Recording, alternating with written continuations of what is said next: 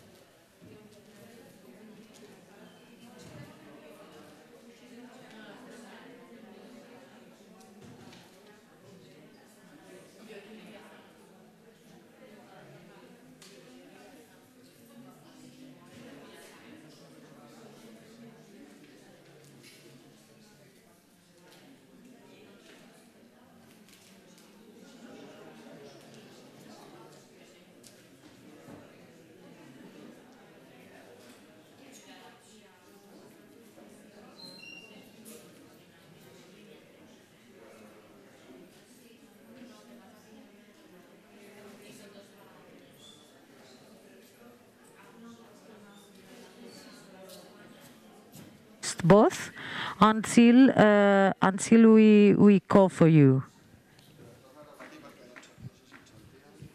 Can you hear me now? Both. Okay. Now you're gonna have to keep the microphone closed, okay?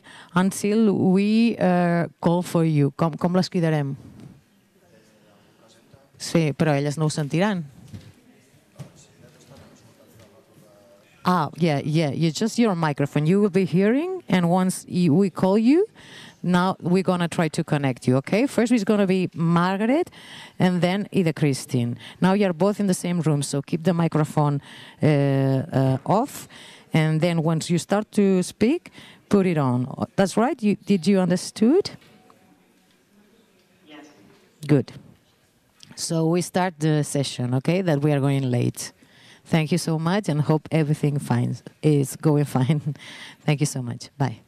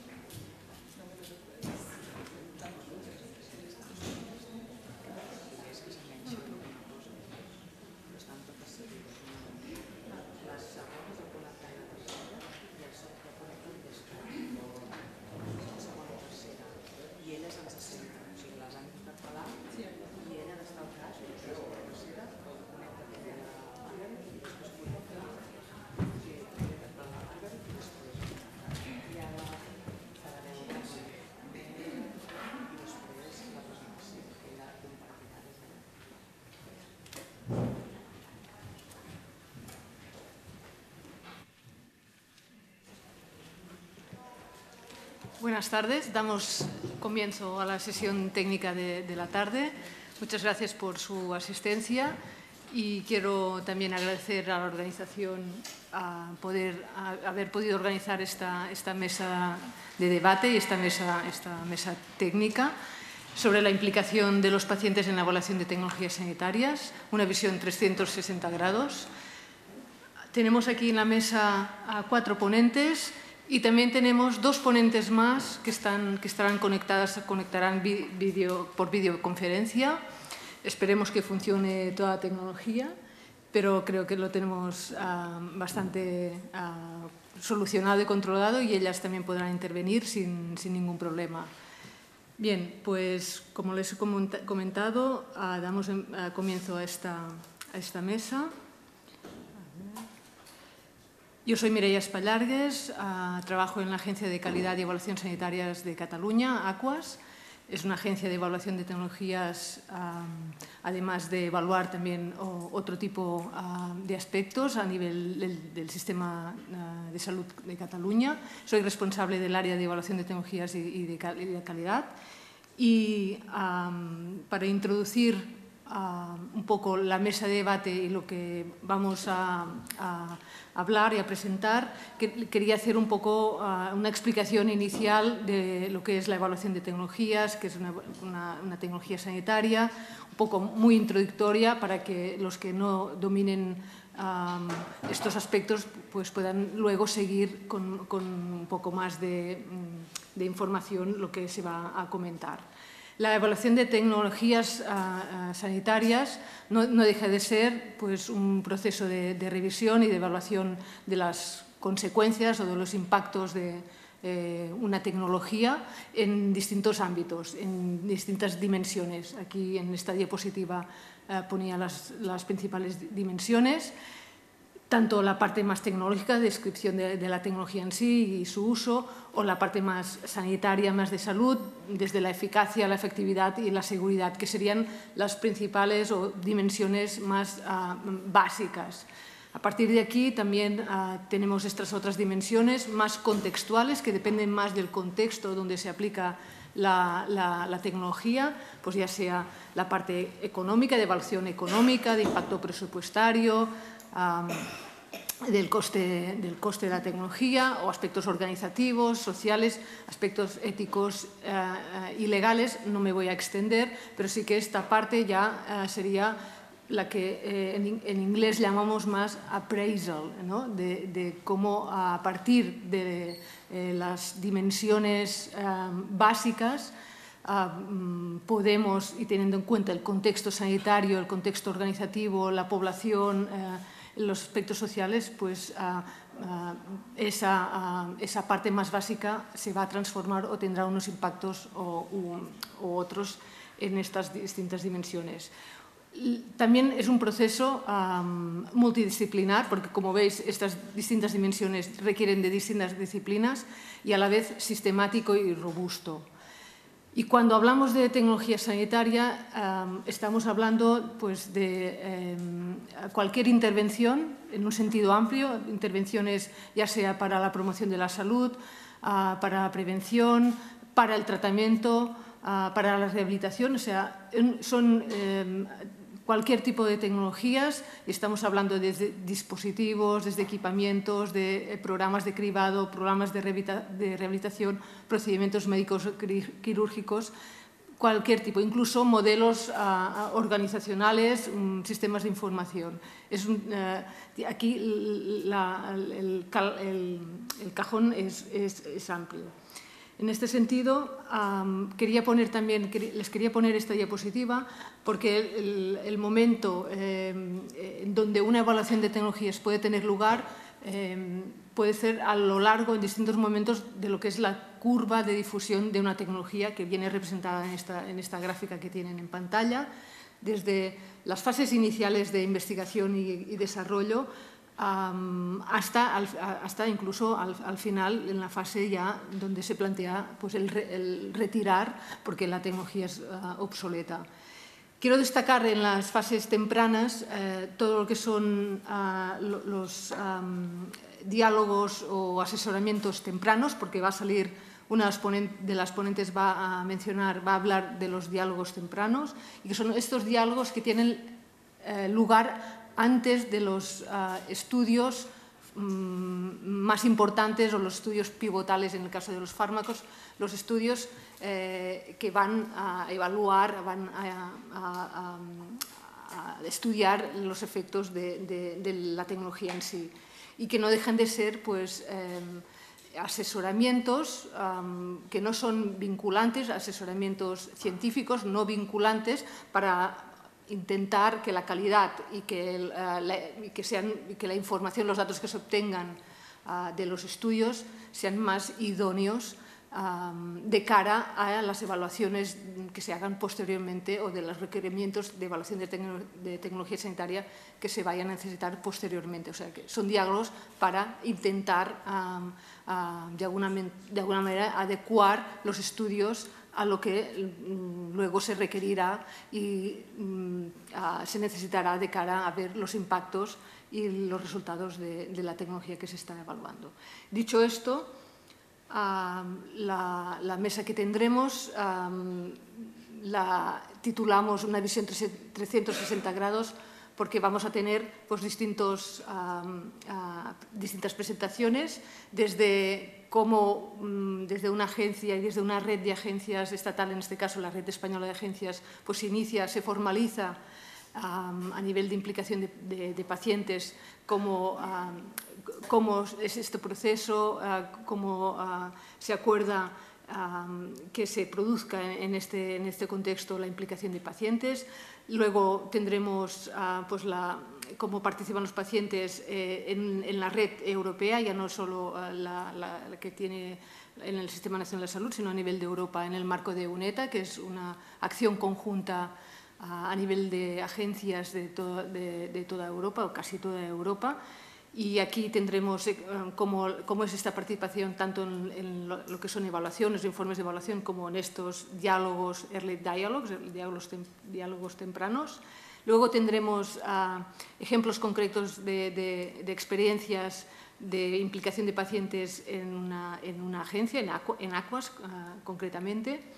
Y luego pasaremos a tener la visión experta de pacientes en formar, en involucrar y cómo se involucran desde las asociaciones de pacientes, tanto a nivel desde una asociación europea o de otra asociación específica a nivel nacional. Y finalmente también una paciente experto sobre cómo es esta participación en un caso concreto en un comité de evaluación de fármacos aquí en Cataluña. Pues paso a presentar, a mencionar los ponentes que tendremos. Es este orden, ha habido un cambio en el orden y los tienen aquí y los voy a ir presentando cuando salgan, mientras ponemos la presentación. Y yo quiero agradecerles que estén aquí, que compartan con nosotros su experiencia. Tienen 8 o 10 minutos para presentar. Yo les iré avisando cuando falten 2 minutos y dejaremos, si podemos, tenemos tiempo, 1 hora o casi 1 hora al final para el debate, para preguntas y para discutir lo que se haya presentado. Pues doy entrada a la señora Alejandra Torres del Servicio de Evaluación del Servicio Canario de Salud.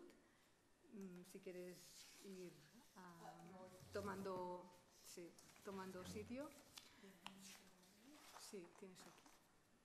Ella es doctora en psicología y con experiencia en el área de atención centrada en la persona, el empoderamiento de pacientes y en el desarrollo, administración y evaluación de herramientas de ayuda a toma de decisiones compartidas, además de toda su experiencia en evaluación de tecnologías sanitarias, que no lo he dicho, pero saldrán las siglas de evaluación de tecnologías sanitarias como HTA, por sus siglas en inglés, Health Technology Assessment. Las personas que van a presentar de fuera lo harán en inglés, o sea que espero que HTA pues, al menos lo comprendan. Y estas serán las siglas que utilizaremos. Ella actualmente es investigadora del Grupo de Atención atención centrada en la persona, en la Fundación Instituto de Investigación Sanitaria de Canarias, vinculado al Servicio Canario del Servicio Canario de Salud, y también vinculada a la Red Española de Agencias de Evaluación de Tecnologías y Prestaciones del Sistema Nacional de Salud, y a la Red de Investigación en Servicios de Salud en enfermedades crónicas. En enfermedades crónicas, dice, correcto. Gracias, Mireia. Buenas tardes. Antes que nada, quiero dar las gracias por la invitación que nos han hecho a este evento de participación de pacientes, este Congreso de Pacientes. Para nosotros, desde el Servicio de Evaluación del Servicio Canario de Salud, todos los eventos que busquen favorecer lo que es la participación y el empoderamiento de pacientes es de gran relevancia. Entonces, bueno, muchísimas gracias por esa invitación. Bien, mi presentación va justamente de eso, participación de pacientes en la evaluación de tecnología sanitaria y concretamente en la Red Española de Agencias de Evaluación de Tecnología Sanitaria.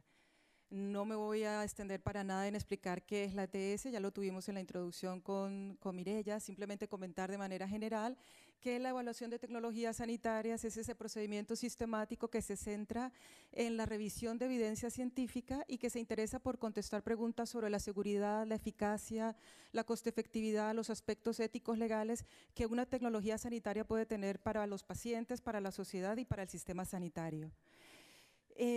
Bien, dado que mi presentación va directamente sobre la participación de los pacientes, la primera pregunta que surge es ¿por qué es importante la participación de los pacientes en ETS?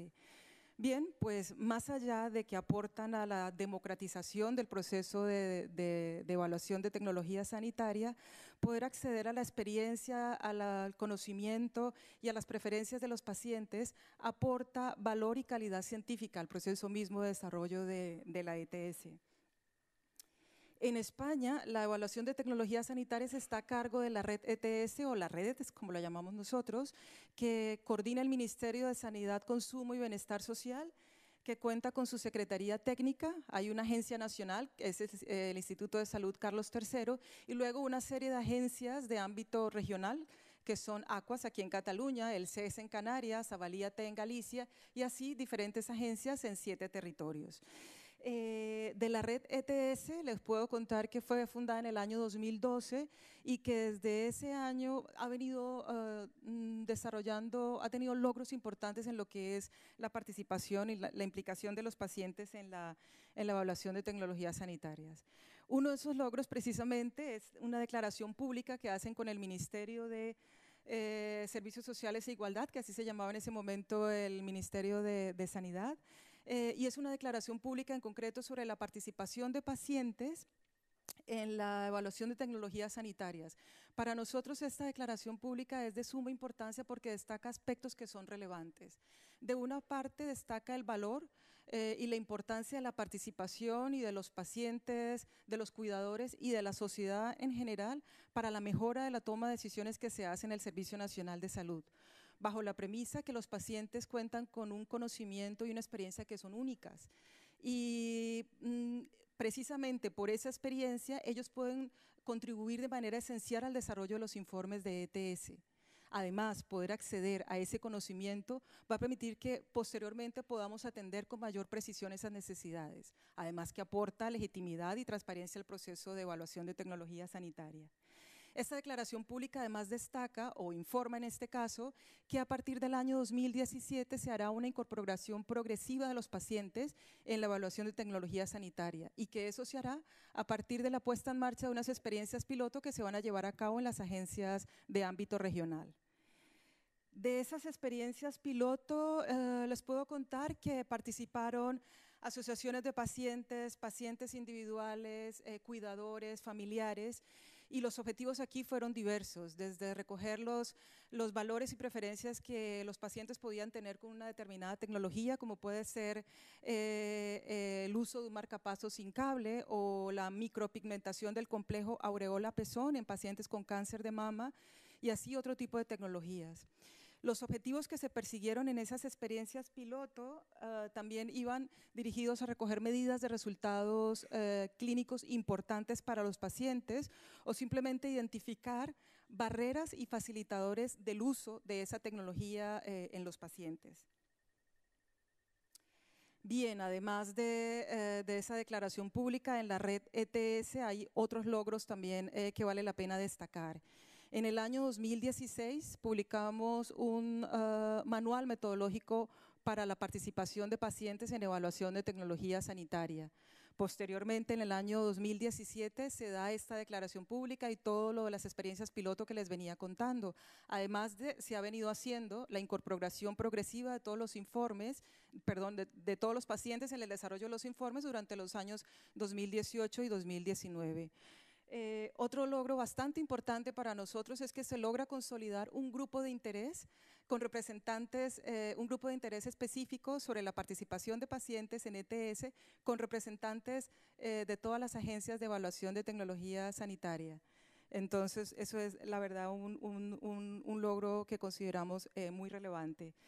Además de eso, en este tiempo se han producido una serie de materiales educativos para pacientes que se van a pilotar próximamente. Sobre eso seguramente tendrán noticia, porque los vamos a pilotar en su formato online y en su formato presencial. Además, se ha logrado consolidar el papel activo de los pacientes en las jornadas que celebra la red ETS cada 2 años.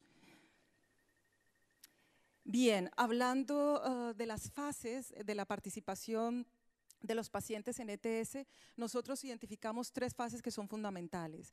La primera es la revisión del protocolo.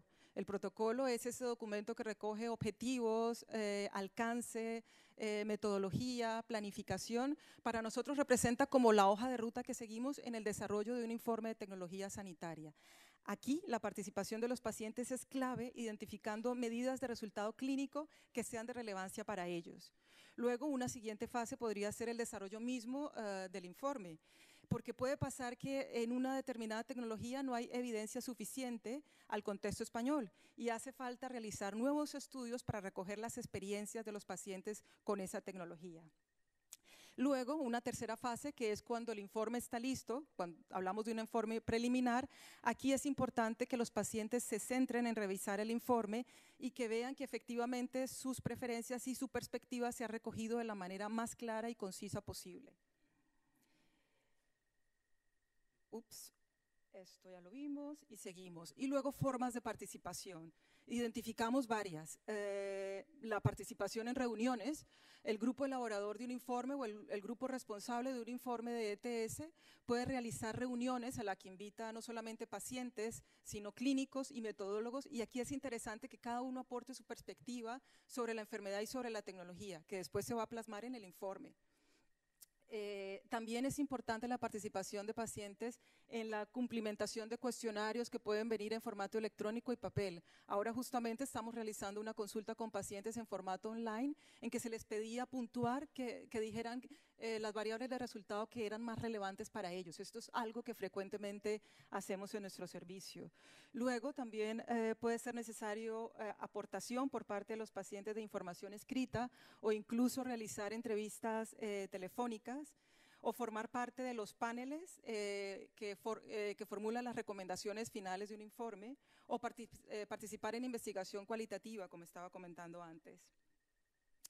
Todos estos aspectos metodológicos que les he venido comentando han sido fruto del consenso entre los técnicos que forman justamente el grupo de interés de participación de pacientes de la red ETS y que nosotros hemos recogido y plasmamos en este gráfico que ustedes ven aquí, que lo llamamos el algoritmo o la serie de acciones que guían el proceso para la participación de pacientes en ETS. Bien, y ya para terminar, no me voy a extender mucho más, hemos identificado una serie de retos a futuro que son importantes tener en la mira y seguramente resolver en el corto y en el mediano plazo para que esto de la participación de pacientes sea una realidad. En primer lugar, resolver los problemas que dificultan la participación de pacientes, y aquí voy a mencionar algo que es bastante frecuente para nosotros, los problemas de accesibilidad, por ejemplo, la formación, los niveles de formación que se encuentran en las asociaciones de pacientes o la continuidad en esa participación. Y la verdad es que nosotros somos los primeros conscientes que para que esas barreras se puedan resolver hace falta dotar de todo tipo de recursos a las asociaciones de pacientes. Asimismo, es necesario ampliar En número y en extensión, las experiencias de participación de pacientes en evaluación de tecnología sanitaria. Es una tarea permanente para nosotros seguir fortaleciendo todo lo que es la difusión y la comunicación de las actividades y los productos que produce la red ETS. Asimismo, como les mencionaba antes, es un reto del corto plazo pilotar los materiales de pacientes que hemos elaborado en su formato online y en su formato presencial. Y la tarea permanente a la que nos dedicamos, seguir evaluando para que verdaderamente haya una mejora continua en esto que es la participación de pacientes. Gracias.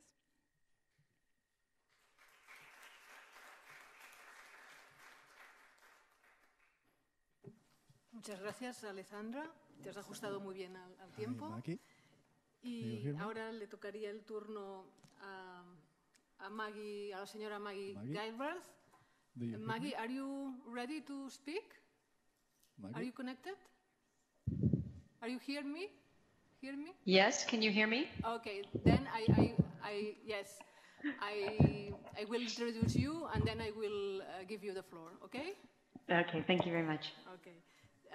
Pues la señora Maggie Galbraith es líder de proyectos en la División de Evaluación de Tecnologías Sanitarias en la Autoridad Nacional de Salud de Francia. Ella es licenciada en Ciencias Políticas y en Lengua Rusa y tiene un máster en Asuntos Públicos. En estos momentos, el HAS, la Autoridad Nacional de Salud de Francia, lidera uno de los paquetes de trabajo de UNETA, que es esta acción conjunta que les mencionaba al inicio. Lidera el paquete de trabajo 5, el cual tiene el foco en lo que es la generación de evidencia, ya sea a partir de registros sanitarios o a partir de estos diálogos tempranos. Maggie anteriormente fue líder de otros proyectos financiados por la Comisión Europea y coordinados por el HAS y ahora actualmente dirige una de las ramas de este Work Package 5 y lo que hace es organizar y coordinar las tareas de la Secretaría de Diálogos Tempranos en EUNETA.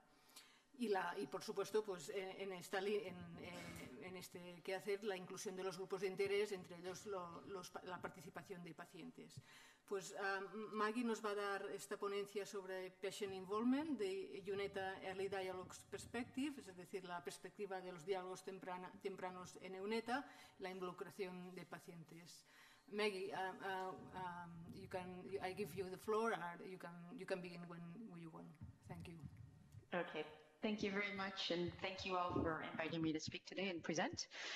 Sorry I couldn't be there, but I'm actually in Amsterdam today. So anyway, I wanted to start with a couple of topics that I just wanted to make sure we're all on the same page. So just to begin with, I wanted to define what we consider an early dialogue within UNETA, and this we defined as a non-binding scientific advice before the start of a pivotal clinical trials, either after the feasibility or proof of concept study, with the aim of improving the quality and appropriateness of the data produced by developers in light of a future HTA assessment or even a reassessment.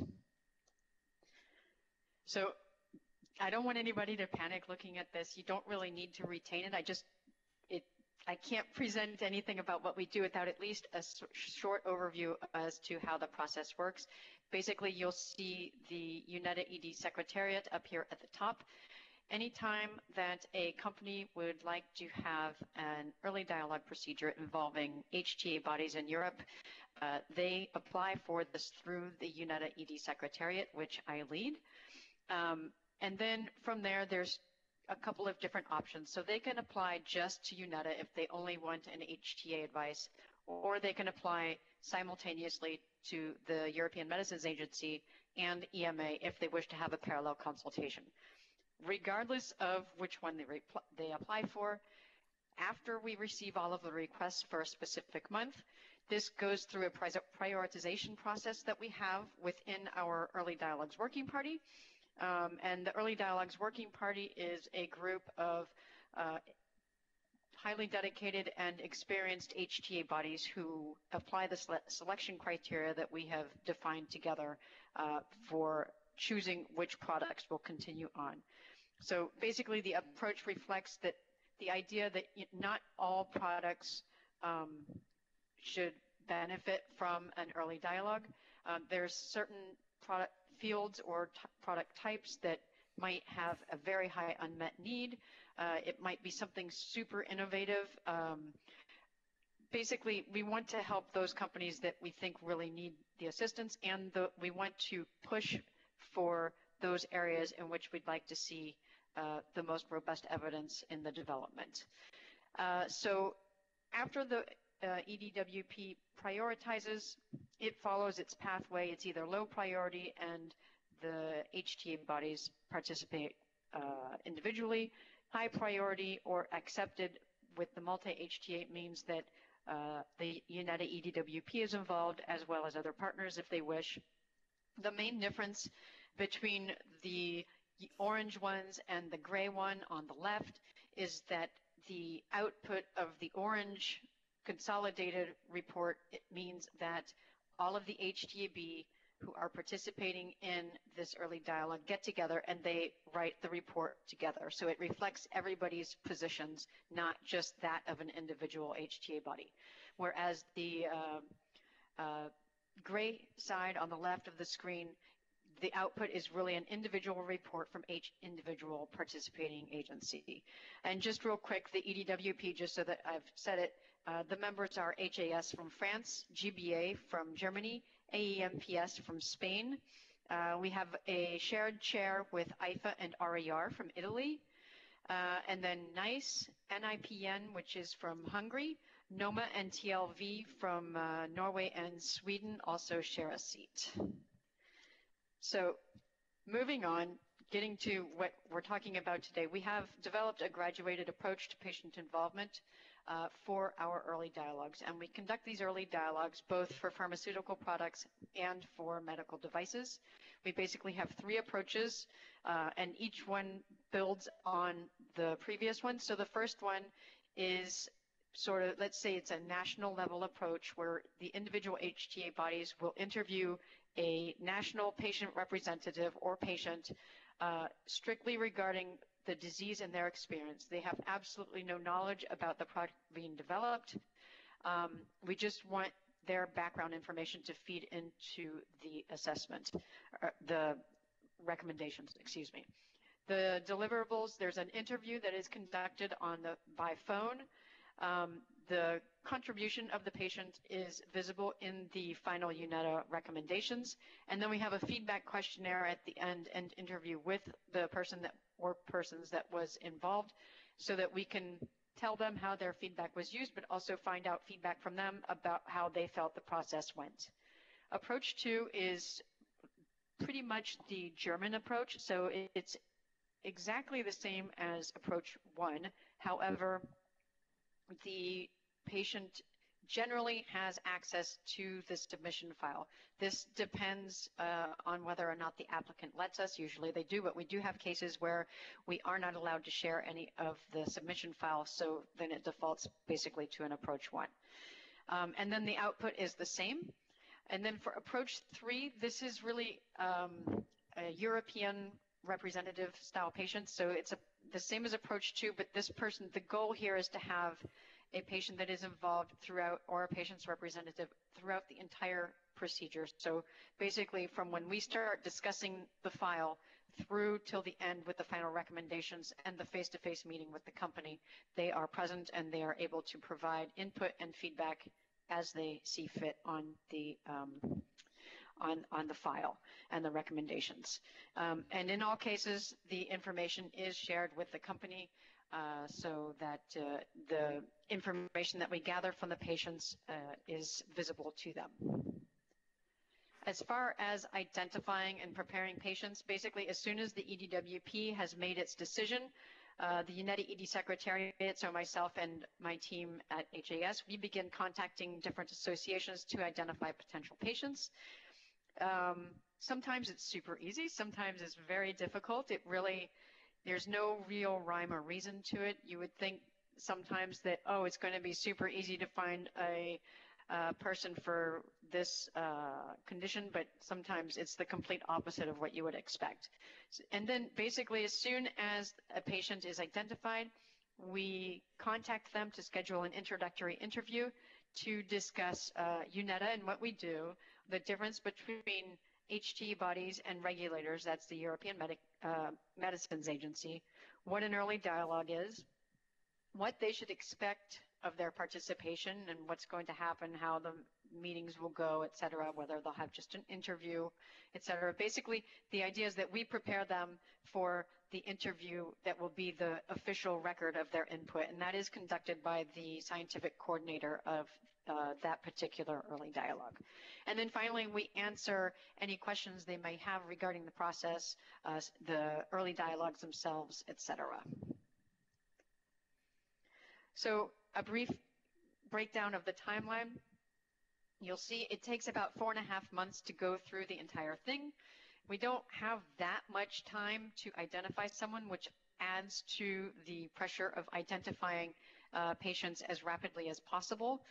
Basically, we need the patient interviews to be completed before the face-to-face meeting, preferably a week before, so that especially if it's a national level interview, the interview then needs to be translated into English so that it can be shared with the other participants in the early dialogue.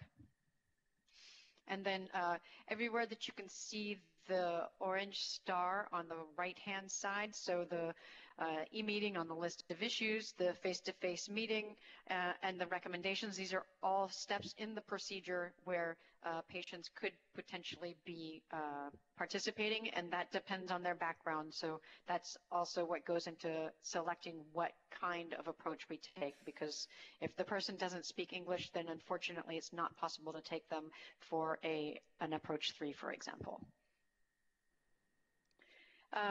Some feedback regarding patient involvement in our early dialogues to date. Thus far, actually, we've had 82 requests for early dialogues since the first quarter of 2017.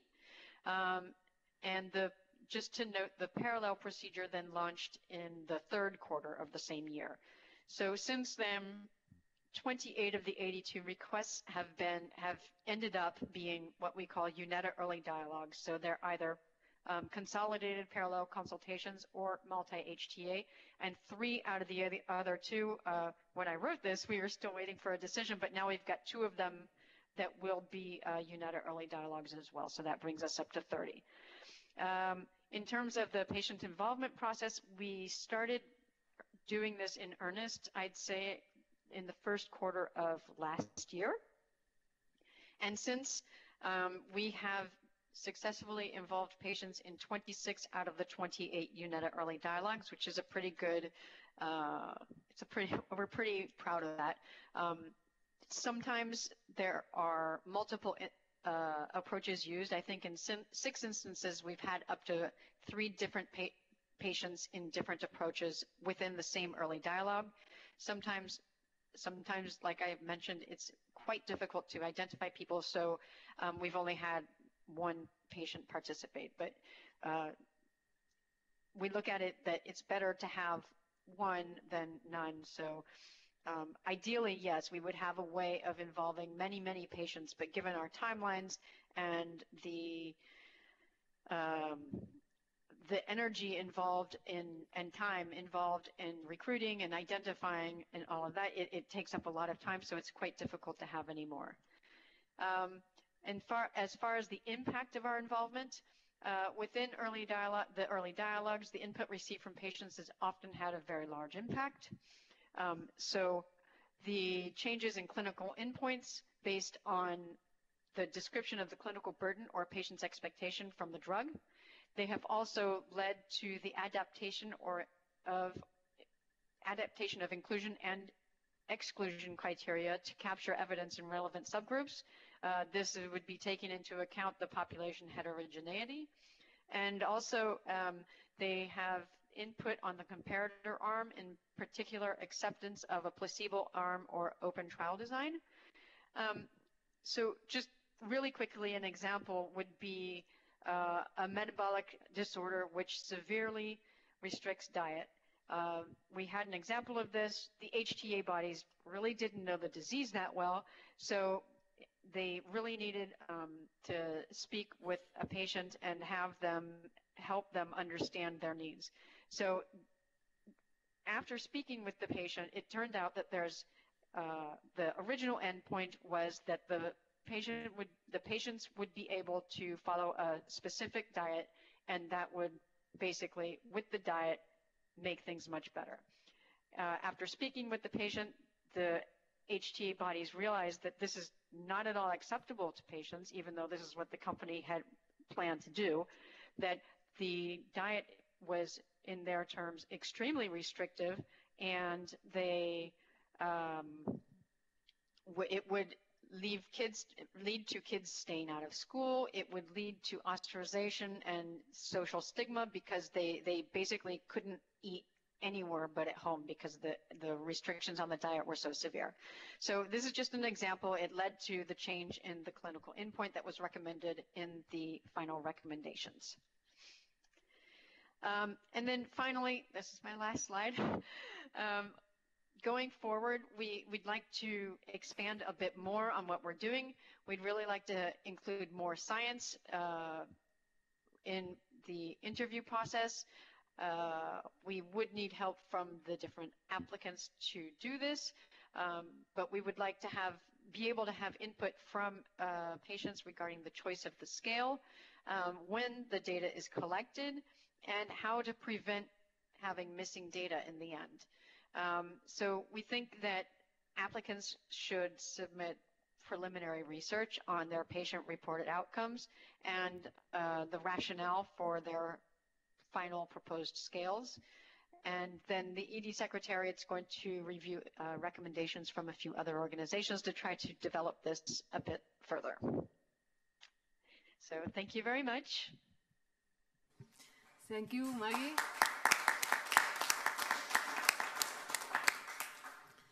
Thanks. And damos paso a la siguiente presentación. Maggie, if you can stay with us until the beginning of the debate, if there is any question. You can? Okay, so Bueno, now if there is esperemos no que ella pueda question, estar presente Margaret, hasta el you inicio turn del off debate. Doy paso a la siguiente the call, ponencia. and it appears, Es la señora hopefully, Ida Christine. Elbsas. If it not, Ida, Christine, are you connected? Are you ready? Are you hearing me? Are you hearing me? image should be on. Okay. Sí. Okay. Open the presentation. Right. I am going to. Hello. I am going to introduce you, and then I will give you the floor for the presentation. Okay, Ida? Okay. Right. Ida Christins trabaja como asesora senior en la División de Revisión y Evaluación de Tecnologías Sanitarias en el Instituto Noruego de Salud Pública y actualmente su principal tarea es coordinar el desarrollo de las directrices para incluir la contribución de los pacientes en las revisiones sistemáticas y en las evaluaciones de tecnologías sanitarias, tanto para el Instituto Nacional Noruego de Salud Pública como para la red europea, para EUNETA. Durante toda su actividad en el Instituto Nacional de Salud Pública ha tenido la responsabilidad de preparar revisiones sistemáticas e informes de evaluación para los servicios sanitarios noruegos. Ella nos va a presentar cuál es el input de los pacientes en los informes de evaluación de tecnologías sanitarias, los Relative Effectiveness Assessments, en el marco de EUNETA. So, Ida Christine, I give you the floor and you can give the talk. Thank you. Yes, thank you so much. Thank you for having me. I'm excited and a bit, it's new to me. I am, as it was said, from Norway in the Norwegian Institute of Public Health, and we were part of the European Network of Health Technology Assessments, the EUNETA. And I'll try to start the presentation. Yes, I think this is the one. The health technology assessment, as it was said earlier, is a decision support tool that summarizes information about medical, social, economic, organizational, and ethical issues, and also patient perspectives in a transparent, systematic, and rigorous manner. In relative effectiveness assessments that we're talking about today, we only have the clinical effects and safety.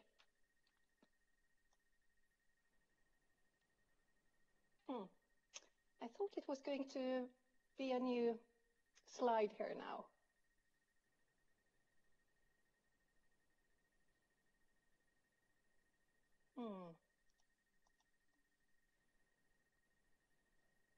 You have to control with the arrow.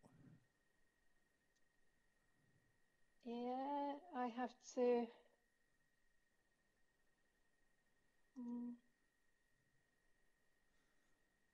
I have to, on my screen, it's another slide now, but so I don't know what I'm going to do, really.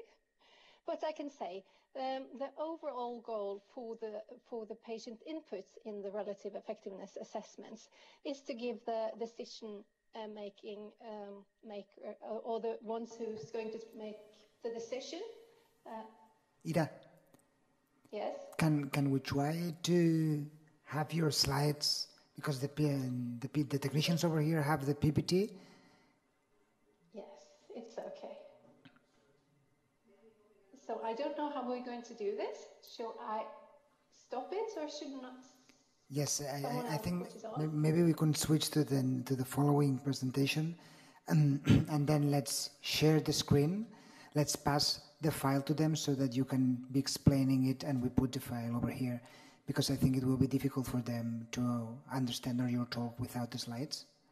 So yes, if it's okay for you, let's pass another one, the presentation, and we get back to you in around 10 minutes. That's okay. Okay. Okay, so thank you, Ida, and damos paso a la siguiente presentación, a ver si podemos solucionar el tema de las diapositivas. Pues el siguiente ponente es Manu. Pues pasamos al siguiente. Elisenda de la Torre. Ella se define como Patient Advocacy, defensora de los pacientes. Ella es ingeniera técnica en informática. Bueno, ahora está puesta la Ida, pero te presento yo particularmente. Es ingeniera informática de gestión y miembro activo de la Liga Reumatológica Catalana desde el año 1998 debido a una enfermedad, el diagnóstico de una enfermedad reumática, y esto le ha permitido pues, seguir formándose en el mundo asociativo y en el área de salud, estando en gerencia de asociaciones, defendiendo derechos, ejerciendo liderazgos y representación, y obtuvo el posgrado en el 2016 de Patient Advocacy de la Universidad Internacional de Cataluña. Ella participa muy activamente en distintos grupos de trabajo de salud, como el de la Universidad de Pacients, la Federación ECOM, y también es paciente experta en artritis reumatoide en distintas asociaciones, o también en el Consell Consultiu de Pacients del Departament de Salut, a quien representa justamente en el Consejo de Administración de Aquas. O sea que, de alguna manera, estamos conectados también contigo. Pues muchas gracias. Y ella nos va a hablar de la involucración de pacientes en la evaluación de tecnologías sanitarias desde la perspectiva de una asociación europea de pacientes. A ver si podemos lograr poner tu presentación. Your presentation, and we're gonna pass the slides. Okay, you said next, and we put the next one.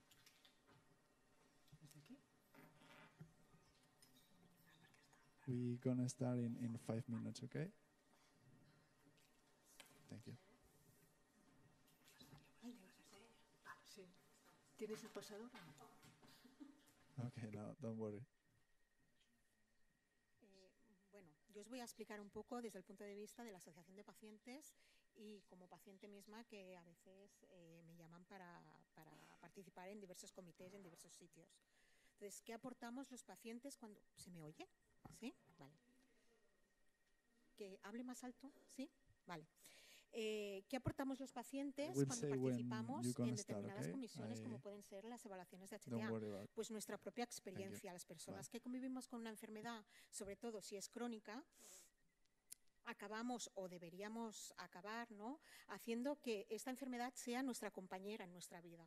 Para eso tenemos que acabar conviviendo con ella y haciendo cambios en nuestro día a día a nivel familiar, a nivel laboral. Yo, por ejemplo, de ser informática a hacer participación de pacientes, ¿no? Tenemos que cambiar muchas cosas y hacer, cambiar nuestro entorno. Entonces, todo esto nos hace aprender una forma de convivir que para nuestro día a día es muy valuosa. Y esto es lo que tenemos que transmitir en estas evaluaciones que hacemos. ¿Experiencia en qué? Pues en nuestro día a día, en nuestra calidad de vida. Según la OMS, las áreas de calidad de vida que se contemplan son la física, la psicológica, el grado de independencia, las relaciones sociales, el entorno, los valores, las creencias. Estos dos últimos, normalmente en evaluación de HTA, se empiezan ahora a considerar. Hasta ahora no se consideraban muchas de las creencias, ahora se empiezan en algunas evaluaciones a considerar. Y nosotros, los pacientes, somos quienes podemos proporcionar esta información y esta perspectiva sobre el impacto de nuestra enfermedad y los tratamientos que nos dan o que nos han dado en nuestro día a día de nuestra vida.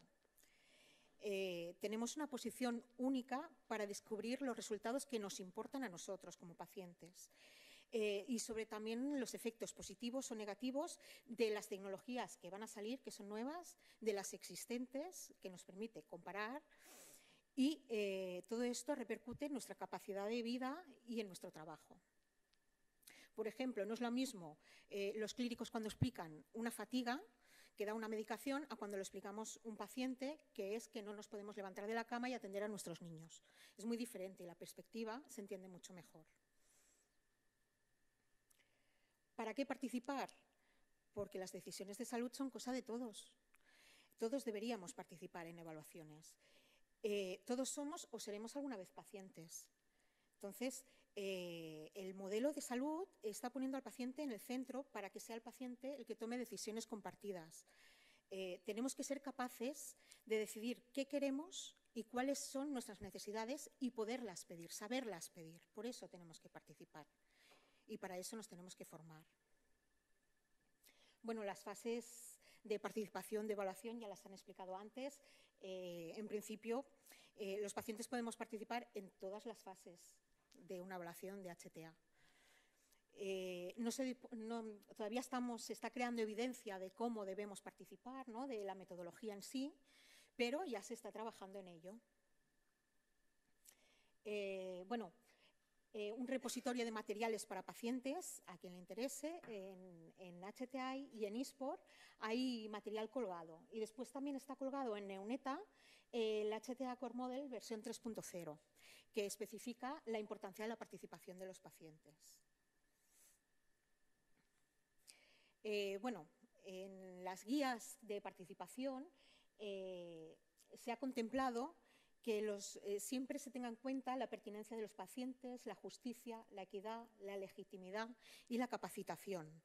Esto salió de HTI, que hizo una encuesta a diversos países para ver qué era lo más importante para la participación de los pacientes. Y se encontraron que el tener en cuenta estos valores era lo más importante. Hubo un consenso entre organizaciones de pacientes, la academia, las agencias de HTA y la industria.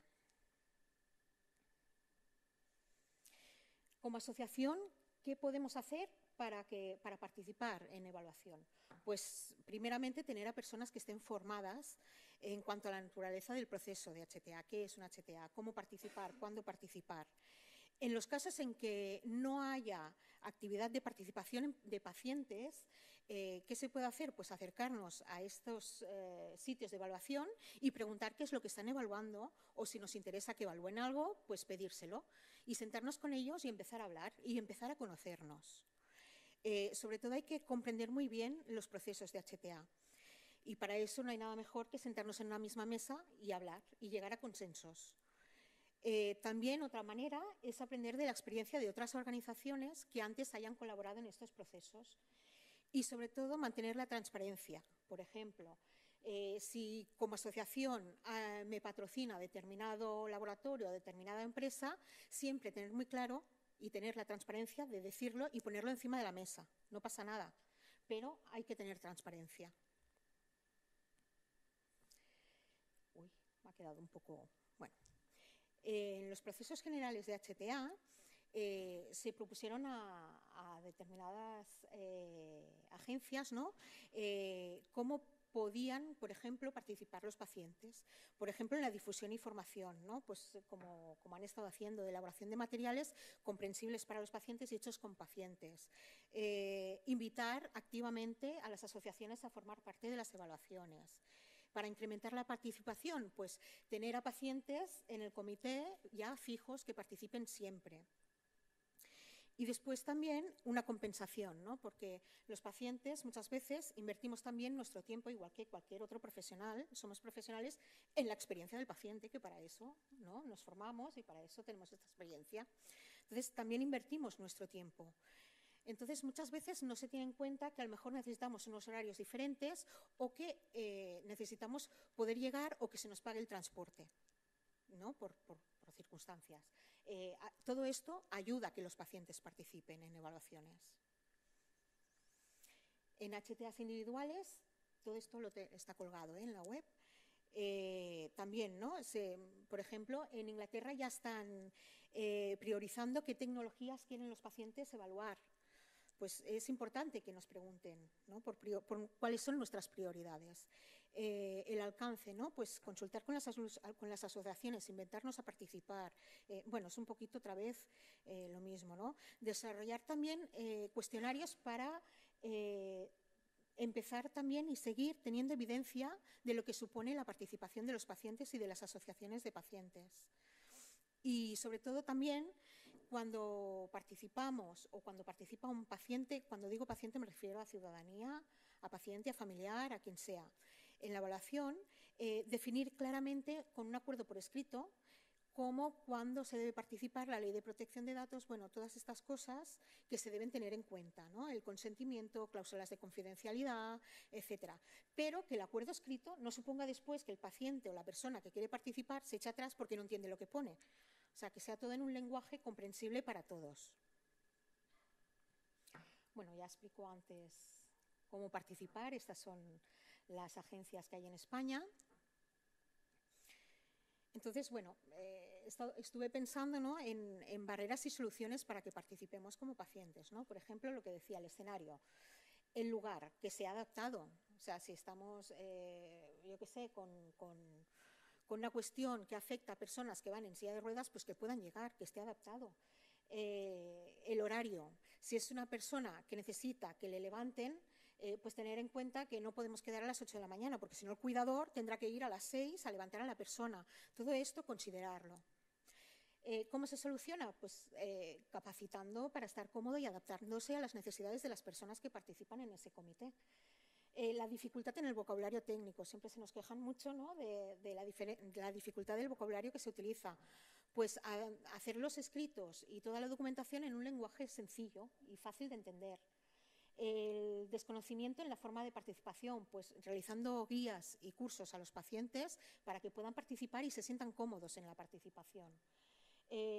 Representar a quién, ¿no? Muchas veces yo me planteo a veces cuando voy a determinados comités, ¿a quién represento? Pues hay que tener en cuenta que los pacientes podemos llevar diferentes sombreros. Puedo representar a mi propia patología, puedo representar a los pacientes en general. Todo esto hay que dejarlo claro desde un inicio. Siempre antes de llegar al comité tienes que saber a quién representas para podértelo preparar. Entonces, generalmente se pide que sean personas lo más bueno, que engloben el máximo de ideas posibles, ¿no?, de la sociedad. Aportaciones de paciente que no sirven para nada. A veces tenemos la idea, los pacientes, de que cuando nos salimos de allí hemos ido a calentar la silla y que nuestras aportaciones no han servido para nada. Hay que demostrar que estas aportaciones se tienen en cuenta. Cuando se hacen los justificantes, cuando se hacen los resúmenes, tener en cuenta las aportaciones que han hecho los pacientes y, si no se tienen en cuenta, explicar el porqué, justificar siempre las cosas, ¿no? Y después, bueno, el voluntariado, los gastos que ya os lo he explicado antes, el desconocimiento de los lugares de participación, ¿no? Muchas veces hay que comunicar adecuadamente, muy bien, sí. Comunicar adecuadamente las oportunidades que hay para participar, que muchas veces no nos enteramos.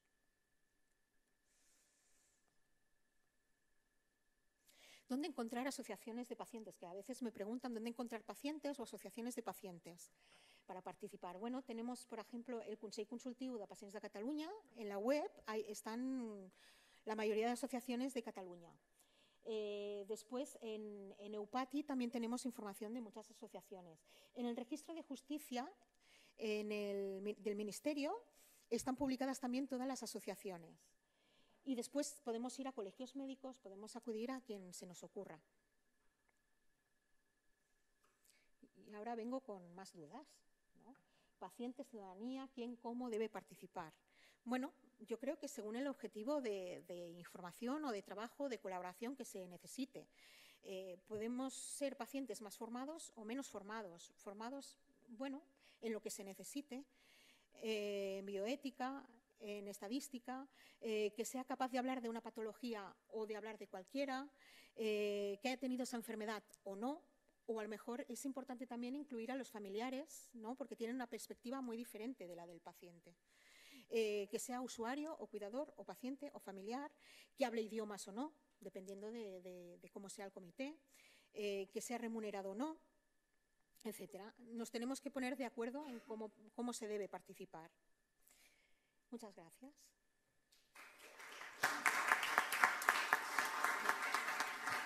Muchas gracias, Elisenda. Y ahora intentaremos conectar con Ida otra vez.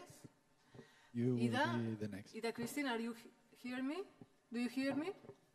Yes, I can hear you. So we will try to put the presentation again and begin again, trying to have luck this time. Yes, hopefully. Okay. Again, thank you for having me. And next slide, please.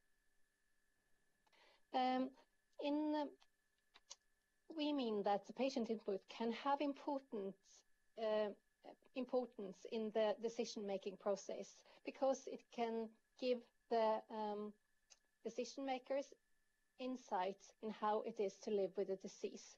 And that's in addition to the evidence. And within UNETA, we have developed recommendation that describes how the authors of these assessments can gather and use patient input in their assessments. And I will present this content for you now. Next slide, please. The recommendation for the patient input is primarily intended for the authors of the assessments. But I think others could find this interesting too, to see how we work and for the transparency. We've been a group of many researchers from different European countries within UNETA who's worked together to come up with these recommendations. And they have also been on consultation among European patient organizations. And we finalized them in May this year, and you can find them on the UNETA pages. Next slide, please. The goal for the patient input in these relative effectiveness assessments, that's the short REAS. And as I said before, it's focused on the clinical effect and safety. So why do we want, what are the goals for the patient input in the REAS? First of all, we would like to have the experiences from the individual patients or caregivers. We want to collect the experiences early in the process so that we can use the inputs to make a good research question. And we want to experience how it is to live with a disease or a condition and unmet needs, how experience with the current available treatments, also expectations to new treatments. We also want to have experience and help to identify subgroups and effect modifiers. Also different quality of life issues, and also if you've tried the off-label use and risk associated with that. And also if there are other patient-relevant outcomes.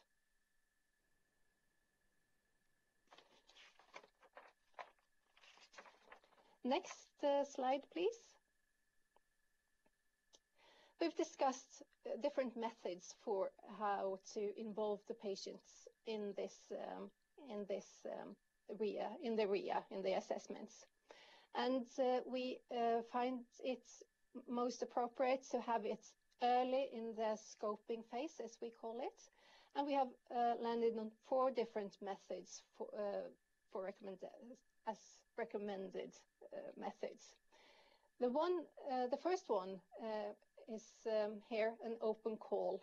That is a questionnaire that's on UNETA's web pages, where the organizations can collect individual patient experiences themselves, put this into the questionnaire, and then submit it to the assessment teams. Another method is the one-on-one conversation. That is when a member of the assessment teams, the auto team, have a conversation with one patient or more patients, but one at a time. This is to gain more insight, as the goal said. We also have this group conversation. That is when a member of the assessment team has a conversation with several patients together in a group. In both of those methods, we will also make some to take notes so that the participants or the one who we've talked to can read through and agree on what was said. And the last method is participation in e-meeting. That is when we have a meeting before we start the assessment to shape the research question and find what we call the PICO. That is the population, the intervention, the comparison, and the outcome. I'll come back to the PICO a little bit later. In the 3 first methods, the assessment teams look through what they got from the patients and shape the research question. In the last method, it will be the patients can have the opportunity to say something while the meeting is ongoing and the shaping of the question. Next slide, please. I'll just say to the last slide, it is the assessment team that choose which method is best for the assessment. But always we will be transparent in how we've done this, and we will present how we have gathered the patient input, and also present a summary of what the patients said. So both in the methods section and an own section with inputs. No names will be in the assessments. only if they're a patient or caregiver, and it could be age and other things that might be relevant. Next slide, please. We have had some experiences, and in pharmaceuticals, we've had, I just have to look at my paper presentation here. We've had 7 assessments, and just in one of them, we were unable to have patient input. For other technologies, we've had 18 assessments, and in 4 of them, we were unsuccessful in having patient input. But we have a variety of methods used, both one-on-one conversation, group conversation. Here it says patient input template. That's the same as the open call or the questionnaire, as I said before. And also we have other, that is other methods not specified. Okay, next slide, please. Here is some of the obstacles. Why can't we have patient input in every assessment? One of the things that has been a problem is that the identification of patients can be difficult and time-consuming, as also for the early dialogue. This is both for the assessment teams and for the organizations. And sometimes we have not had any response. We might have had an open call on the UNETA website and no answer for the call. We would, even though, try to reach out to European organizations, but not always successfully. And sometimes there's also no willingness to participate. The tight timelines can also be an obstacle, because we need to have this done rather quickly, and that is also an obstacle. And the conflict of interest, especially when there's industry funding, that could be an obstacle, and also where there's a strong promotion of self-interest or a desire to influence the decision, because the relative effectiveness is not a place for lobbying. It's research where the synthesis of evidence makes the conclusions. So you can then ask, why do you want the patient input? That is, as I said before, to identify the right PICO, the research question, and sometimes also to reveal evidence gaps. Next slide, please. I'll just thought I would go through how we develop a research question. Press the button, please. So could go a bit further. Yeah. So I don't know if you can see this, but it's the typical research question is, should intervention versus comparison be used for a health problem in a population? So, but it's okay to just wait a little bit. So an alternative way of saying this is, if you can press the button again, is should bariatric surgery versus lifestyle intervention be used to treat type 2 diabetes in patients with type 2 diabetes and BMI less than 35?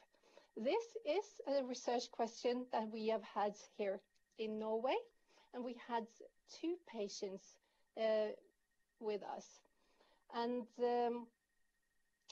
both one with who had the surgery and one who did not have the surgery, because it generates a lot of other questions, like what kind of bariatric surgery are we talking about? What kind of lifestyle intervention? So what kind of bariatric surgery, that is the intervention. What kind of lifestyle intervention, that is the comparison. How should we should we measure type 2 diabetes? And that is a way to see if the if the intervention helps. So we know how to measure it. Is there any subgroups of patients who would benefit more than others? And are there any side effects? Because if we look at the evidence alone, we find that the effect of bariatric surgery is very good. It reduces the weight and might help people manage their diabetes better. But we also know that's a lot of side effects here. And that is so much better to hear from the patients, because the surgeons especially are not very keen on talking about the side effects. But one of the side effects could be abdominal pain or constipation, also in worst case scenario, new surgery, and fatigue and other things. And we do not know anything about this. We can't look for answers to those questions if we don't know that that is a problem. And the same goes for any other question that we have. So we need really the patients to tell us what we're going to look for in the literature and what are the problems. And sometimes we do not find any evidence at all, and then we have an evidence gap. Okay, next slide. Okay, thank you. And I understood it was the questions last. Yes, we will leave the questions for after the last intervention. So thank you, Ida Christine. Okay, thank you. Y pasamos al siguiente presentador, Emanuel Jiménez. Él es coordinador del área de evaluación de tecnologías en Aquas, de esta área concreta en la agencia. Es licenciado en Ciencias y Técnicas Estadísticas por la UPC y Técnicas de Mercado por la UOC y Máster de Salud Pública, y actualmente pues, es investigación de evaluación de tecnologías no farmacológicas en Aquas, y su experiencia es de más de 15 años, tanto en el ámbito público como en el privado. No me extiendo más porque vamos un poco mal de tiempo, pero tiene larga experiencia pues, en hacer revisiones, en hacer informes, trabajar en early dialogues, en hacer análisis. Su ponencia irá sobre las últimas experiencias de Aquas en la involucración de pacientes y cuáles son los planes de futuro, y nos presentará dos experiencias concretas. Una es la de reconstrucción maxilofacial 3D y la otra es de la cirugía en cirugía de cataratas. Voy a poner desde aquí.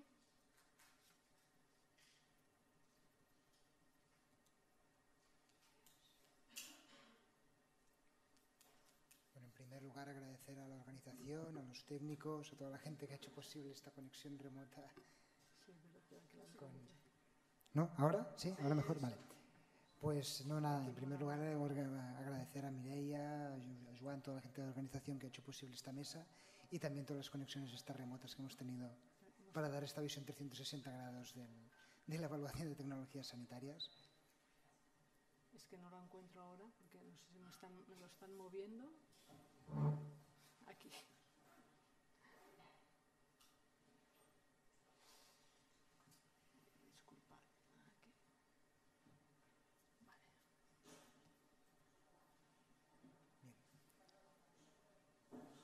Pues como comentaba Mireia, lo que intentaré con esta presentación es un poco hacer un par de ejemplos donde podamos aterrizar un poquito más en lo que estamos haciendo exactamente en Cataluña, en Aquas, en relación a dos experiencias que hemos tenido de dos evaluaciones concretas. El caso de la evaluación de las reconstrucciones maxilofaciales 3D, son todos los implantes y prótesis que ahora se están empezando a poder imprimir en los hospitales, y la cirugía de cataratas a través de un láser de femtosegundo, el cual hemos estado en plena evaluación. El objetivo es un poco poder reflexionar sobre estas dos experiencias, donde se pueda ver el reflejo de lo que hemos estado viendo de un punto de vista bastante metodológico en algunas de las anteriores y poder un poco explicar también cuáles son los pasos futuros que esperamos hacer en Aquas en relación a la involucración de pacientes. Uno de los dos casos se trata de la involucración en el proyecto, como comentaba, de la reconstrucción maxilofacial 3D. En primer lugar, intentamos poder trabajar con alguna asociación. El problema que nos encontramos es de no encontrar una asociación específica y suficientemente desarrollada como para obtener una representación en que se sintieran cómodos de poder hacer todo el proceso que nosotros les estábamos solicitando dentro de la colaboración. Entonces, en esa circunstancia específica, decidimos que nuestro segundo approach, nuestro abordaje para poder hacer la evaluación, sería un grupo focal con 5 pacientes que fueran representativos de todo el espectro de tipos de aplicación de la reconstrucción maxilofacial. Eso significaba pacientes ortognáticos, de impacto en oncología o de impacto en traumatología.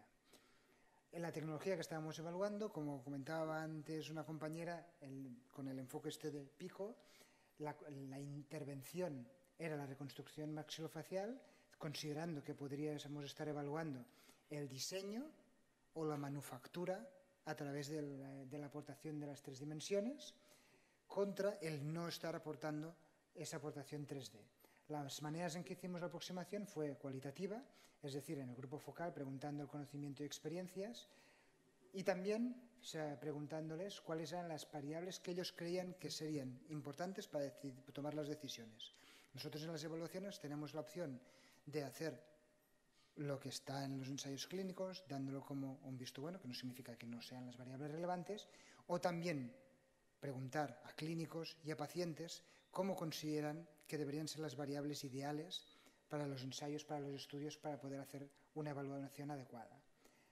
Pues esto es lo que pretendíamos con ese paso. Asimismo, también hicimos una recogida cuantitativa de la evaluación de la calidad de vida que habían tenido en su aplicación, ya fuera un mes antes, un mes después o un año después de la cirugía, y pedirles, entre todas las variables que ya teníamos encontradas y las que ellos nos aportaron, cuáles eran las más prioritarias del 0 al 100 para después poder seleccionar y tomar las decisiones y hacer las recomendaciones en función de cuáles fueran las variables que se consideran prioritarias.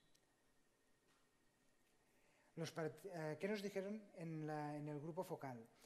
Detectamos que los participantes se informan en online sobre la experiencia, pero no saben mucho específicamente del proceso 3D. Es como un proceso de delegación de la confianza en ese sentido, y aparte de la intencionalidad que se tiene de que se les aplique la tecnología que se considere más oportuna. Asimismo, habían comentarios positivos hacia enfermería, pero sí que es verdad que, como no tienen capacidad de poder comunicarse, se encontraban con el problema de que el espacio donde están ubicados está precisamente al lado donde los profesionales de enfermería, en su legítimo momento de descanso, están hablando de sus temas personales y no pueden quejarse ni pedir ningún tipo de cambio porque no tienen capacidad oratoria, porque están bueno, lo digo riendo, pero en el fondo no era especialmente divertido en el momento del grupo focal, ¿no?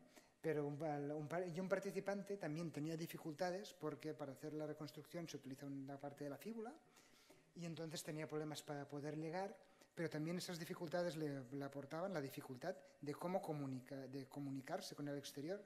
Tenía una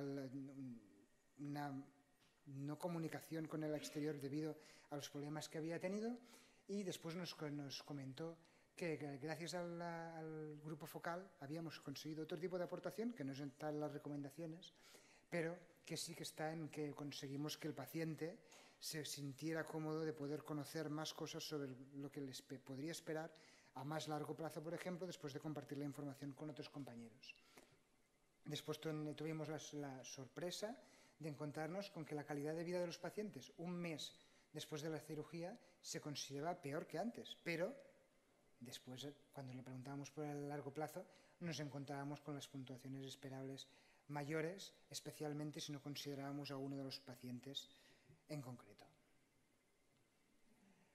¿Cuáles son las variables que nos consideran importantes? Bueno, podemos observar aquí que cuando nos encontramos con información cualitativa son totalmente dispersas. Ahora no entrar en concreto, cualquier persona que esté interesada en concreto en cuáles fueron las variables o la reconstrucción maxilofacial puede venir después de la charla, pero un poco para que podáis ver el perfil de las variables, asimismo como con las variables cuando les preguntamos específicamente de forma cuantitativa, que nos permiten, según las guías que ha presentado antes de la REDETS, discriminar entre aquellas que consideramos críticas, importantes o menos, que son las que después acabamos seleccionando para poder hacer recomendaciones considerando aquello relevante para el paciente y para los clínicos. Esto es el abordaje de la parte con reconstrucción maxilofacial. Otro ejemplo es sobre el láser de femtosegundo. En este caso nos encontramos en que sorprendentemente no hay una asociación de afectados específicamente por cataratas, por más prevalente que pueda ser la circunstancia. A veces la más minoritaria puede tener una asociación específica y a veces la más prevalente puede no tener exactamente, con lo cual abordamos el proxy que consideramos más adecuado, que era un representante de una asociación de afectados por cirugía refractaria. La población eran personas con cirugía, la tecnología evaluada era láser de femtosegundo y el objetivo y técnica de participación fue conocer sus opiniones a través de correos electrónicos. La idea no era utilizar correos electrónicos, tenemos un cuestionario establecido para poder recoger, por ejemplo, como es el cuestionario de HTI, pero nos encontramos con que mientras se preparaba la evaluación, nos encontramos con un paciente experto desde el punto de vista técnico y un cuestionario que utilizábamos habitualmente desde hace 3 o 4 años recibió su crítica constructiva y nos pidió: yo os voy a pasar todo el feedback a través de correos electrónicos, pero quiero que rehagáis el cuestionario en aspectos tal, que tampoco nos viene ahora al caso de especificarlos, no eran de calado, pero suficientes para él, sobre todo en relación a que todos los ejemplos que se ponían eran favorables hacia la nueva tecnología. A veces tenemos que diferenciar entre algo que es nuevo y algo que es innovador, y algo que es innovador y algo que es innovador para el paciente, ¿no? Pues, dado que quería que esa sensibilidad se tuviera en cuenta, nos pidió dar las opiniones por separado. Ahora, si alguien quiere disponer del nuevo cuestionario de HTI, que además, aprovechando la oportunidad, lo tradujimos del inglés al castellano, está ya adaptado con todos los cambios que el paciente sugirió, teniendo en cuenta sus susceptibilidades técnicas. Los correos electrónicos que apuntaban hacia un posicionamiento, en su caso, porque nosotros tenemos que considerar la evidencia, el posicionamiento y todas las fuentes, que se debe priorizar financiar tratamientos preventivos o no quirúrgicos, que se debe perfeccionar la tecnología no a expensas de los pacientes, que se consideraran otras tecnologías y servicios más básicos antes que esa tecnología y que se enumeraban los inconvenientes específicos relacionados con el uso del láser. Aquí no entraré ahora, porque es pública la evaluación, en qué es lo que se dijo finalmente en la evaluación. Esto es una fuente de input como otra. No significa que la tecnología no sea lo más disruptiva e innovadora, es un input que recibimos de un representante de pacientes. Si pasamos al siguiente slide. Por tanto, ¿qué conclusiones llegamos? Que hay diferentes niveles de conocimiento y de representatividad, que el intercambio puede tener un impacto positivo, que las críticas constructivas pueden servir incluso para mejorar nuestras formas de trabajo, que una autoevaluación retrospectiva puede dar resultados inesperados, como nos pasaba con la calidad de vida, y que el conocimiento de las variables prioritarias nos puede, como se ven en los ejemplos, elaborar recomendaciones que estén sujetas a las variables que se han considerado más importantes. Y finalmente, no sé cómo voy de tiempo para explicar lo que queremos hacer en el futuro.